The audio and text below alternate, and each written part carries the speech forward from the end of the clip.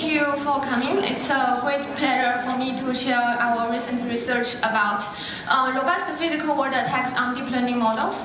So I guess this talk will answer the last question, where these adversarial examples can use in physical world and what's applications. So yeah, let's start.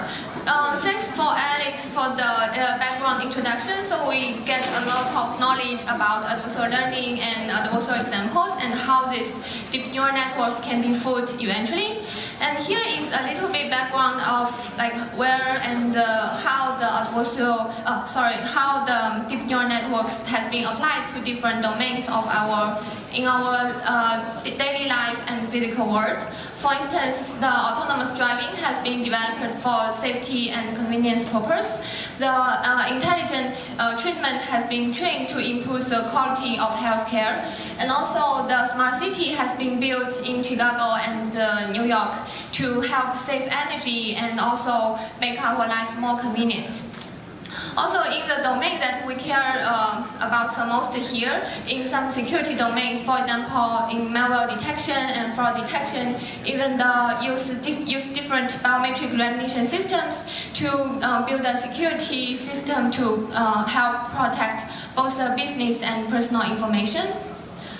But however, we know that it's a similar example of how this powerful deep neural networks can be fooled by adversarial examples. So there are more some examples in addition to Alex's talk. And for example, on the left-hand side, there is beetle, which can be misclassified as a scale without adding visible or noticeable perturbations. And similarly, on the right-hand side, the Jeep is misclassified as a coin, and we can't see the perturbations at inside. Even we calculate the L2 norm to look at those, because these are generated with some special techniques, which is called spatial transformation, which is not the existing techniques yet, and we are just put it on archive very recently, but we can talk about this offline. So the next question we want to ask is, if we have all these digital manipulations which can fool the super powerful deep neural networks, how can we generate physical perturbations against them? And also, most importantly, is robust physical attacks, which, considering there are a lot of physical challenges in the real world. Here is one example that answered the question for if iPhone is secure enough. Like recently, the iPhone Face ID has been attacked with this, we say, ugly mask. And this is one example of the physical attack. But obviously, this is very visible to human, and we can know this is an attack if we can see this. Then the next question is how we can generate physical perturbations which are can hiding in the plain sight of humans, so that we won't notice it and it can still attack the physical systems. So first I want to in detail introduce some physical challenges. Like for example, the first one is the physical world have a lot of various conditions, like we have different angles and like different distances and lightnings and viewpoint, a lot of dynamic variations.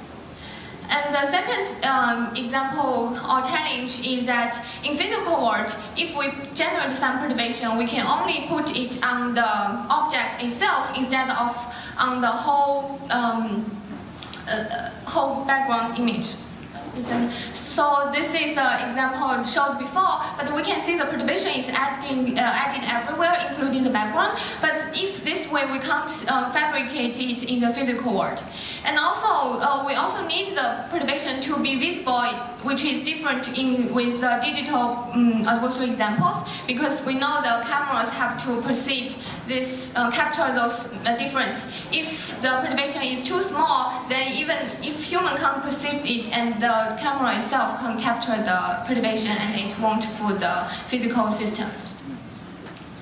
And the last challenge is that when we generate or fabricate those physical perturbations, we have a lot of hardware issues, we call it. For example, on the left-hand side, we want to say print a perturbation which is red, but actually it print out which is pink, and then when a camera processes it is another color. So all these variants we need to take into account to generate a physical perturbation.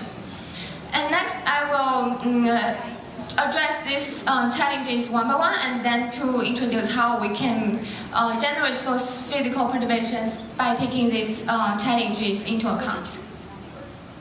So in this talk, I will take the application of autonomous driving as an example. So we know currently autonomous driving is a very hot topic, and the autonomous driving cars can use vision systems to automatically capture the scenes on the road and to classify the recognize pedestrians, road lanes, and also recognize those road signs. Most importantly, to help make further decisions.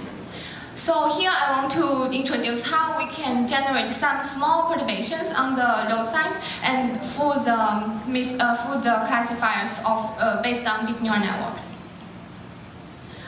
One motivation is that in our daily life we can see the road signs on the street always have such random patterns. These are just the random pictures taken around Berkeley. And then, motivated by this, we can think if we can generate some interesting patterns which are visible but still not unnoticeable for humans, because we will think it's a random pattern, but it's actually doing something adversarial in the end.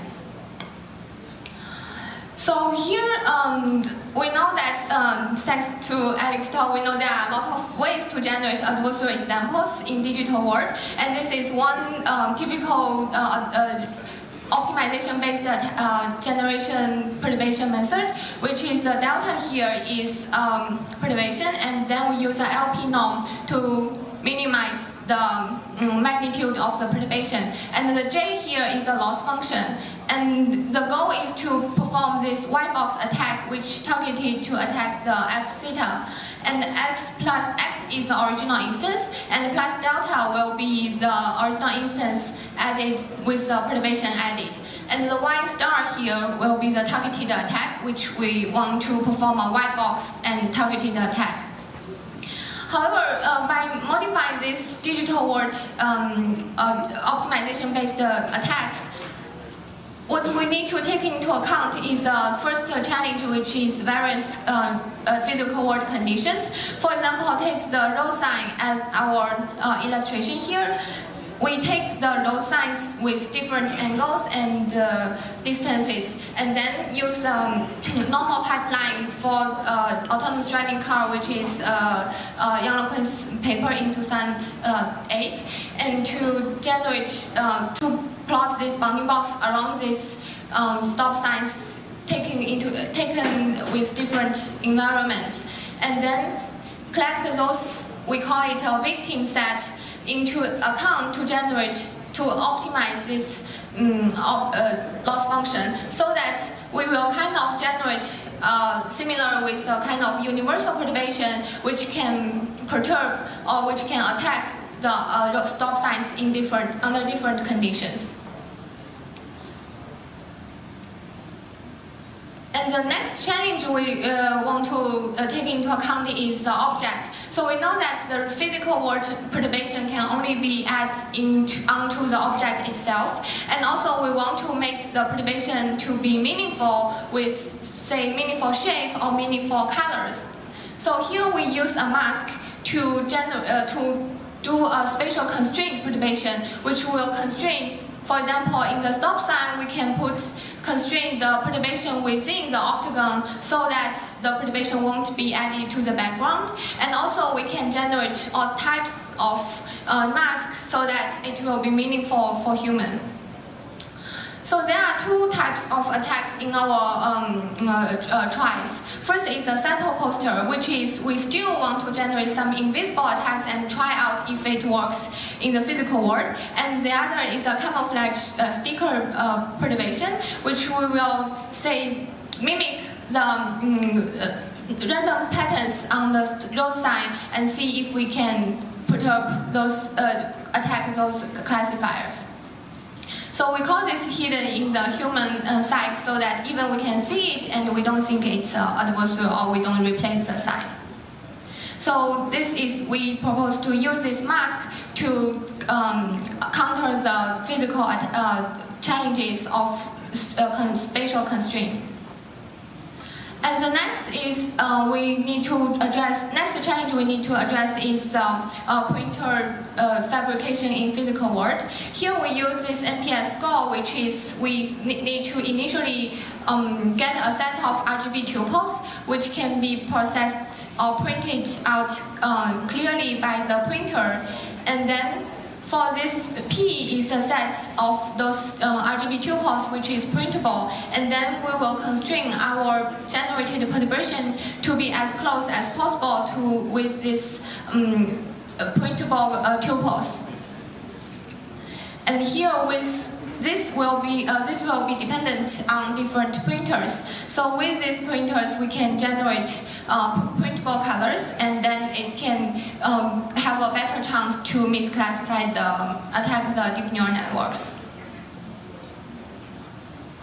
So here in our experiment, we actually collect a large dataset for row signs, and also we use a standard row sign dataset, which is Lisa, and a set of German dataset.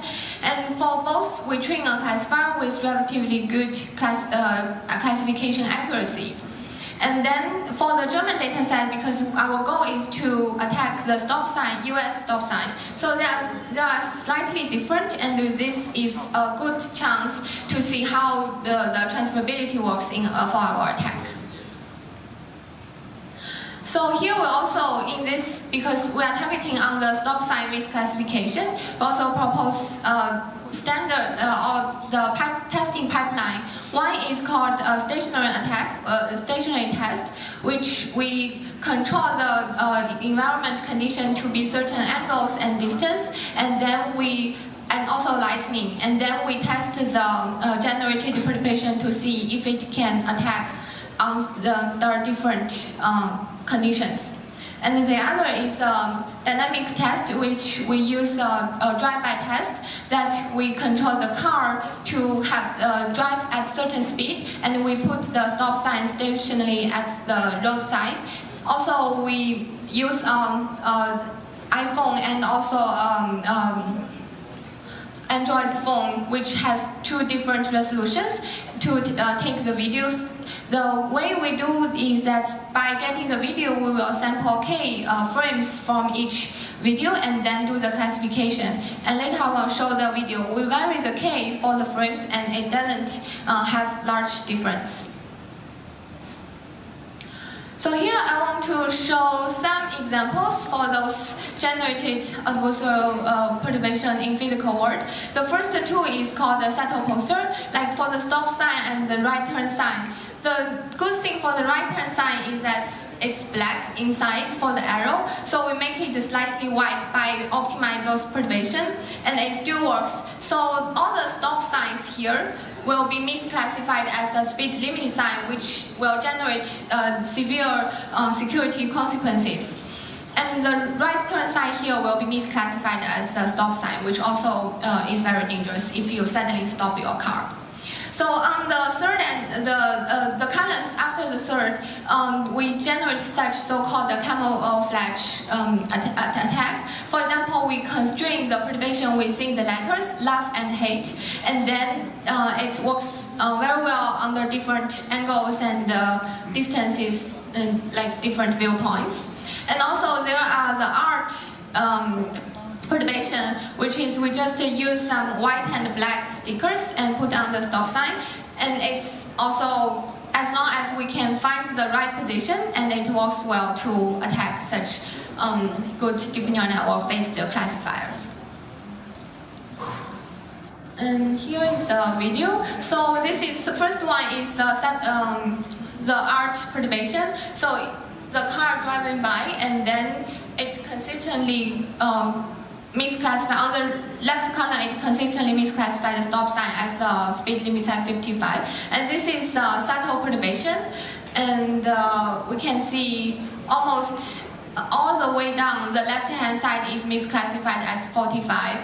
and the truth is still the stop sign. So yeah. So next, maybe an interesting question you may want to ask is how we generate those masks, and is that any mask will work, or is there a better way to speed up to select the masked regions? So one way to do the mask is that we can use L1 for the perturbation part to generate sparse spaces for this perturbation area. So that, for example, in this delta, we can replace L2 with L1, and then we can find some regions which are vulnerable. So this essentially also answers some questions about why adversarial examples are so robust and transferable to different models. So within every image, there are some vulnerable regions which is easy to attack, and we will find those vulnerable regions first, and then to generate masks around those regions. And empirically, we find that it's easier to optimize perturbations within those regions than we random select some regions. And later on, after this attack, this is just a proof of concept to show it's still very dangerous to apply deep neural networks or the AI to different applications. And also the most important thing is how we can defend. Like as I mentioned, the NIPS competition, and there is another competition in MIT specifically for MNIST, and we actually also successfully attacked that robust model ranked as the top position based on a GAN-based approach attack. So basically, I would like to say that the attackers are still very powerful recently. They have different ways, and the next, we have a lot of future work to do in terms of defense. So the next thing may be how we can generate a robust model from the architecture of the model instead of generating all these perturbations and refine the model, because otherwise this game will go on and go forth forever. And yeah, so thanks for the awesome collaborators, and see if there's any questions about this physical attack.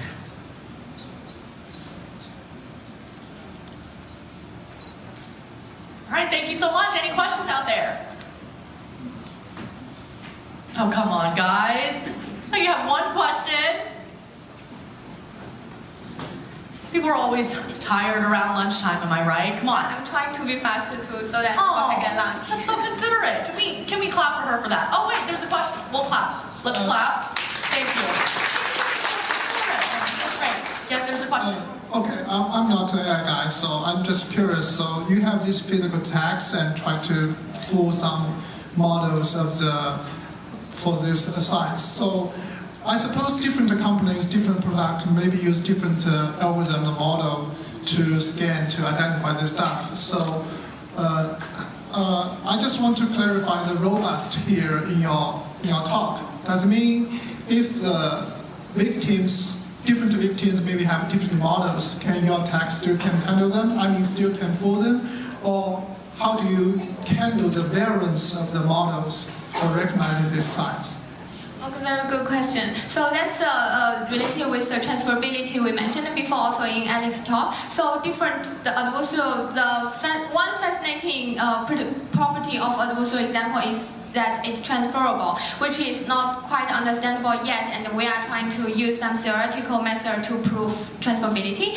But the one short answer is for different models, the adversarial example can, with high successful rate, to attack different models. So that's bad side as a defender, but it's another good side which we can understand more and defend all those attacks maybe with one effort.